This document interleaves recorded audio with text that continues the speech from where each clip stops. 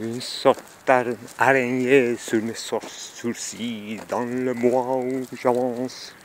Quand il faut y aller, il faut y aller. C'est dans le silence des chemins de terre. Là il faut y aller, quand il faut y aller. C'est exactement la même cadence que la lecture dont je faisais à l'enregistrement, mais soudain, c'est une mélodie apparue soudain au milieu de la lecture. C'est comme une chanson de Roland, chanson et des gestes. C'est le commencement d'un roman assez ronde, comme une ronde d'eau. Toujours la même chose qui continue et il faut y aller.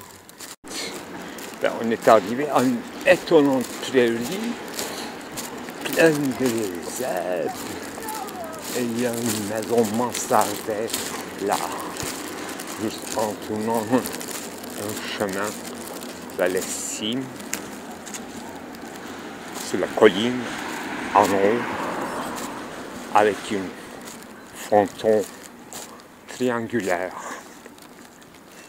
bizarrement coupole reste encore intacte. C'est bizarre, j'ai entendu des tam-tams de loin, oui, comme il faut y aller, là il faut y aller.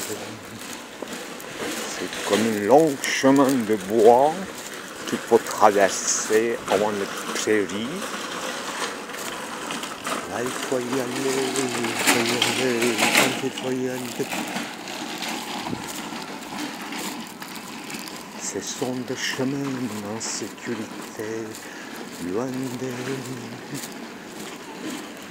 mansardes, fenêtres mansardées, loin de toute inquiétude. Il faut y aller, il faut y aller.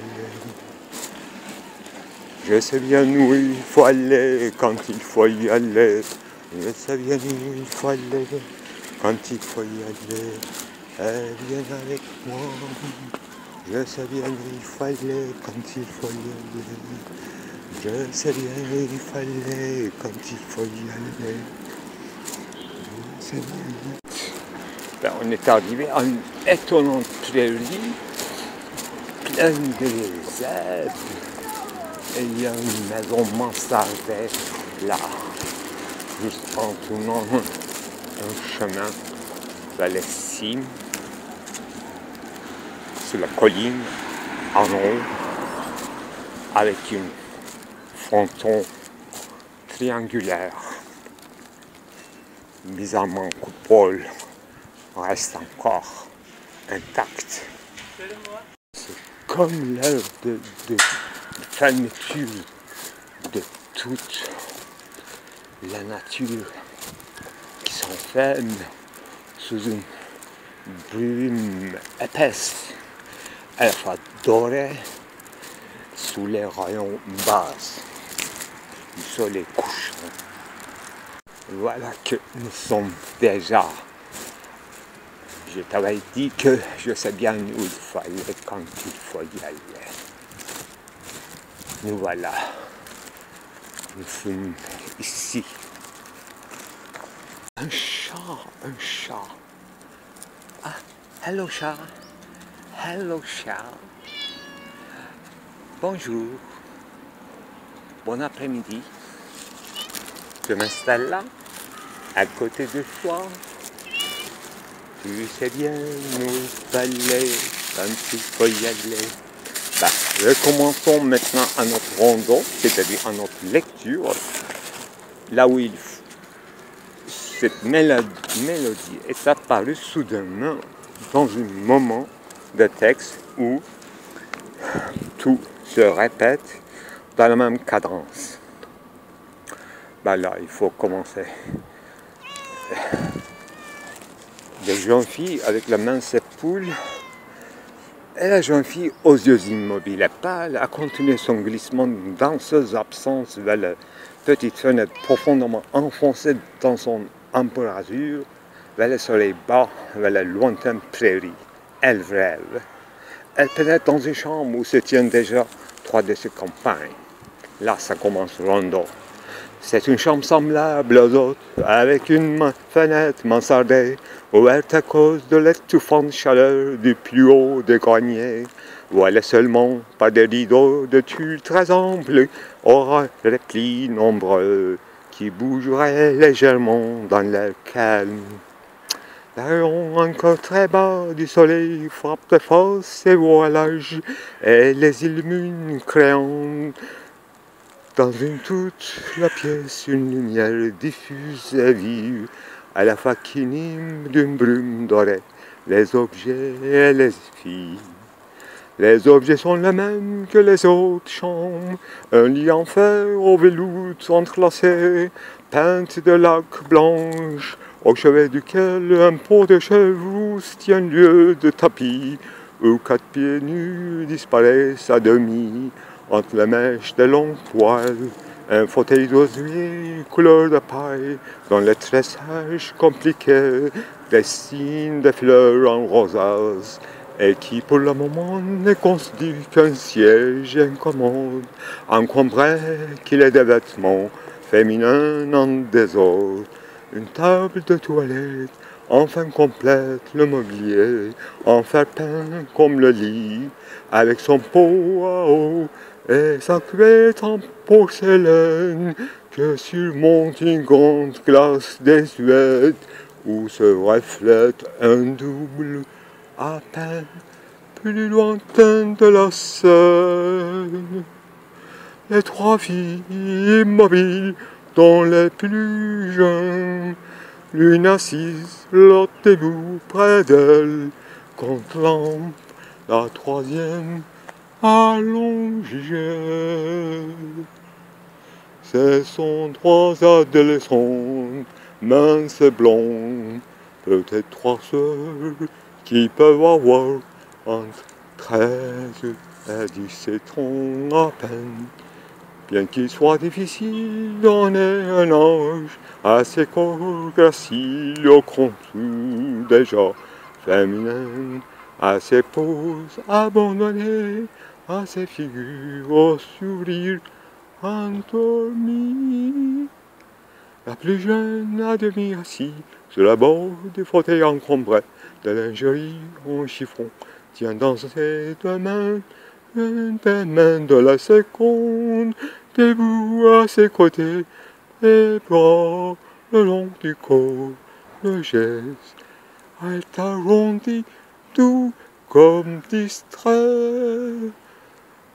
Une des mains de la fillette, en seule poignée de 7, celle qui paraît son aînée de quelques 2 ans, l'autre main est à moitié enfermée sur 4 doigts longs, phalanges élégantes, abandonnées, le pouce de la cadette, logé accru de la pomme consentant sous la pelouse de la ronde.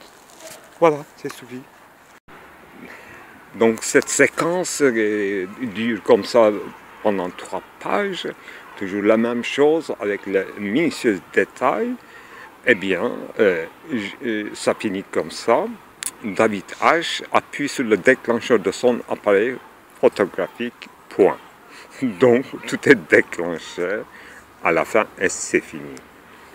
Je ne sais pas si vous avez compris l'enjeu de la cadence et de rondo avec les petites nuances détaillées, minutieuses répétitions de la même chose dans plusieurs étages. Très bien réussi. On passe à un autre chapitre. Fin et suite. Pardon, suite à fin. Oui, tout à l'heure, il y avait une nonchalance dans le jardin, dans les prairies.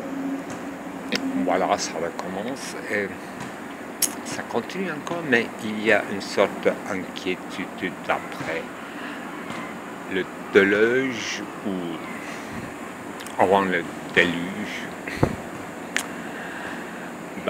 Je ne prononce pas mal le nom de mon philosophe préféré, Deleuze, et il y a quelque chose avec déluge de Noé. Voilà, nonchalance vient de l'emballement des balles. C'est pas une balle, on peut y croire emballement d'un volcan, comme les balles qui tombent brûlantes sur les rochers immenses et une stylée creuse dans les surfaces des ombres, des reflets, des mirages.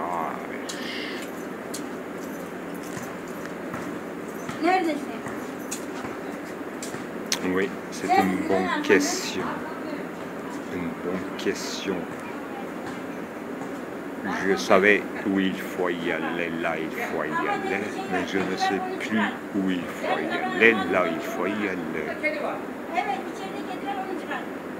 Il y a partout des chats en tout cas, des chatons, des chattes. Et il y a un emballement de balles, je vous dis, je vous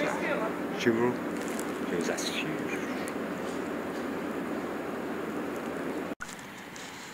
Là, il ne faut pas pousser les choses vers leurs limites, là où ils sont déjà dans leurs limites. Buter vers leurs limites sont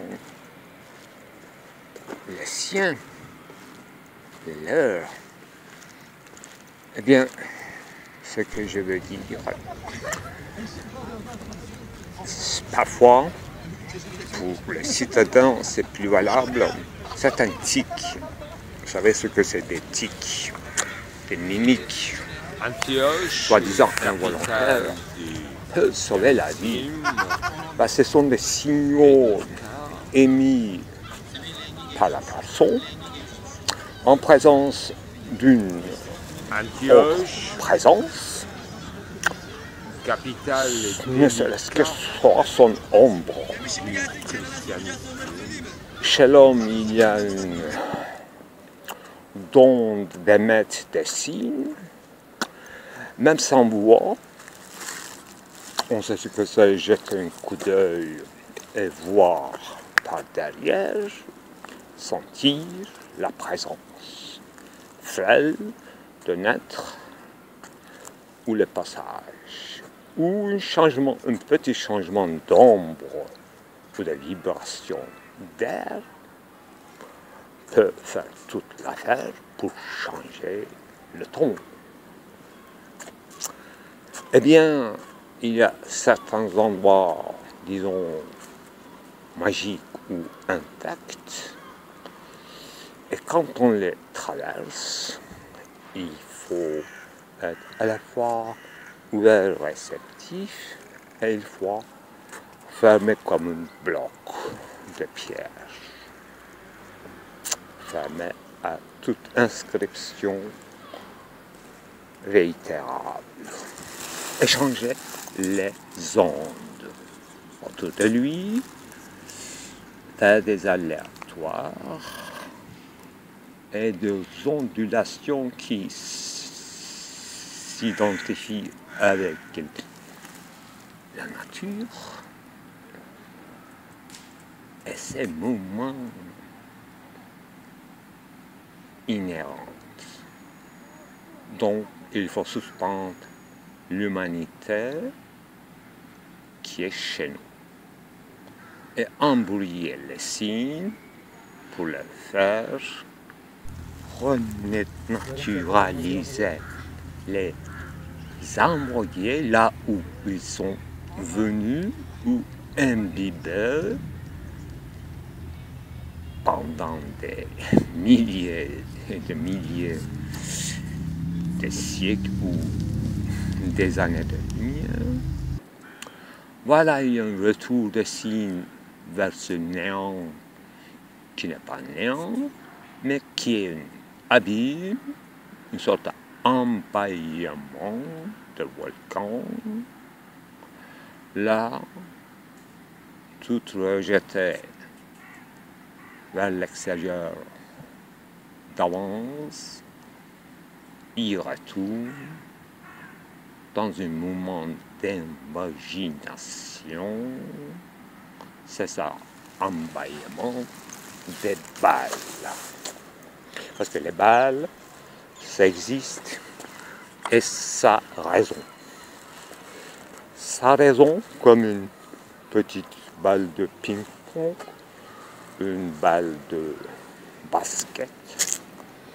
Là, il faut traverser à travers une embouchure vers son néant final, le but. Il faut faire buter la limite vers son limite, accoster la limite pour que la limite soit, je suis conscient de soi, pourquoi pas, et s'abîme dans son ipséite. Récemment, j'ai appris un mot que je connaissais depuis longtemps, épistémologie, mais son étymologie, soi-disant, c'est ça. En grec, ipso en latin, et logique, encore gréco-latin. Qu'est-ce que c'est? Ipséite, une bonne logique d'ipséite, une bonne logique d'ipséite, là où ipséite, cette limite, une ligne, il soit une courbe qui se fait courbe, mais d'une manière bonne, une bonne courbe qui se courbe. C'est ça sa logique, qui se renferme sur soi tout en faisant une courbe, donc une extériorité convexe et une intériorité concave, qui fait qu'une courbe est une courbe par l'étendue. Par l'étendue, supposons vide au plein. Quand c'est vide, ça émet des signes. Peut-être il n'y a pas de vide, il n'y a que des distances, des approximations, des aléatures, des ondes d'attraction et de repulsion, des échos, des vibrations. Et il y a une intimité du soi et ou d'alter, ne serait-ce que son ombre, et ce qui prouve que l'espace ou l'étendue n'est pas vide, mais l'étendue elle-même ne peut pas être vide, remplie de part en part par l'étendue. Ce qu'il faut savoir, c'est une bonne chose ou une mauvaise chose. Je crois que c'est une bonne chose. Parce que c'est notre logique que l'étendue ne soit pas complètement vide, mais susceptible de recevoir par une certaine réceptivité à tout moment ou à tout instant, même dans l'imagination, contemplant ou raisonnant, en souvenir ou en relance, en avance, ou en, je dirais, une tension vers l'avant, trop tension, oui, et la présence d'autrui qu'on ignore, qu'il faut ignorer, qu'il faut neutraliser. Et si elle est embrouillée comme dans une embouchure d'une grande rivière de l'arbre qui descend par un mouvement descendant vers les prairies, elle remonte sur les collines pour y encore s'abîmer dans les cratères emballés du volcan. Son nom, peut-être Cora, son nom propre, que nous, les philosophes, le donnons comme nom propre, Cora. Mais il peut avoir de différents noms, même les noms propres les plus anodins, la chose, l'objet, autrui, le visé, l'attendu, le rêve, la rêveuse, invariablement, toute X transcendantale. Pour nous, rempli d'une énigme, qui fait que sa logique est bonne pour notre ipséité. Voilà mon épistémologie de ce soir. Point.